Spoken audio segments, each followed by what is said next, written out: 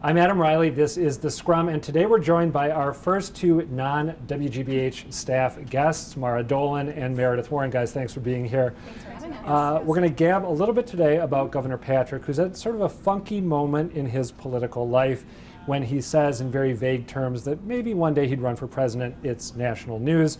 But locally, he's been the recipient of a lot of pretty negative, critical headlines of late, with DCF, the Department of Children and Families, and the problems there topping the list.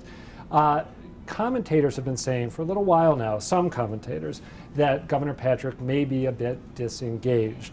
Do you think, as he moves through his final year in office, that that's a fair criticism? I don't think it's a fair criticism. No, I don't find him disengaged at all. I think part of what happens is that when there is a crisis, and there have been a number of them recently, DCF, Annie Ducan, the Health Connector, that he sometimes comes across as wanting to be focused on solving the problem. So when the press is coming along and saying, well, what are you doing, Governor? He can be a little bit, I think, he doesn't appreciate that. He wants to be more respected for what he's doing. Is he only focused on solving the problem, or does he also have an aversion to perhaps acknowledging the severity of particular problems? I don't think so, but I think that what he wants is for everyone to calm down. He wants everyone to say, yes, this terrible thing has happened, but the governor is taking care of it, and we don't need to be constantly in a state of agitation over it. But in cases like, the young Fitchburg boy who disappeared and is presumed dead, Jeremiah Oliver, I mean, isn't outrage and a lack of calm the appropriate response? Don't you want a leader who is going to convey suitable outrage? Deval Patrick is the great minimizer. I mean, every time he gets asked about any of these things that are going wrong in his administration, it's like he feels that if he doesn't buy into there being a problem, then there won't be a problem. I mean, the biggest example of this to me was during his State of the State address, when he put the DCF tragedy and the healthcare broken website in almost a single sentence. And didn't mention Jeremiah Oliver's name. That's right. He had an entire press conference about the DCF crisis the day before the State of the Commonwealth address, so it wasn't that he didn't address it at all. He addressed it at length. So I think he's got president in mind. I think he's got at least bigger things in mind, and he feels that if he doesn't buy into these things, then they're not going to follow him when he goes on to bigger and better things. So you think that the criticisms that we've been talking about here at least stem from his style as opposed to any sort of substantive deficit. Substantively, what do you think of what he's done with, say, the problems at DCF? I don't think he's done a lot, and the stuff that he has done has been very quiet and behind the scenes. Again, I think he's trying to minimize the problem so people don't have their attention drawn to it. I also think it's very interesting. Deval basically acts like the legislature doesn't exist, which I think is kind of a substantive problem. There's been no major legislation that he's worked on together with the legislature like you saw with Mitt Romney.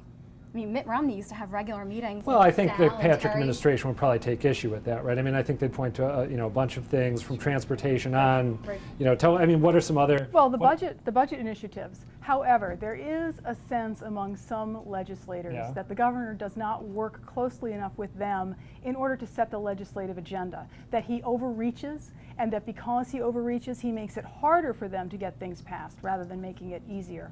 And again, I think he's thinking of bigger and better things. And if I were him, I probably wouldn't want to, identify with the legislature either, or Beacon Hill in general. Okay, since you think you're convinced he has his eyes on the White House, what do you think of the sort of White House speculation that has always surrounded him and now is only surrounding him more? I think he's telling the truth. I mean, he does want to go into the private sector. He's not going to run for president in 2016. He hasn't ruled out vice president. He's not going for it, but he hasn't ruled it out. And he said he would actually like to run for something again at some point. So I think that's the truth. Closing question for you. When Barack Obama ran for and won the presidency, a lot of us were struck at the sort of rhetorical similarities between him and Deval Patrick, who share, political advisors, including David Axelrod.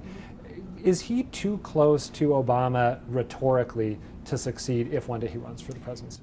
I don't think so. I think he's a phenomenal rhetorician. But also, if you look at other Democratic governors, Jennifer Granholm in Michigan, Maggie Hassan in New Hampshire, their agendas are strikingly similar to Deval Patrick. So he's being a good Democrat. Not necessarily the way they frame them, though, right?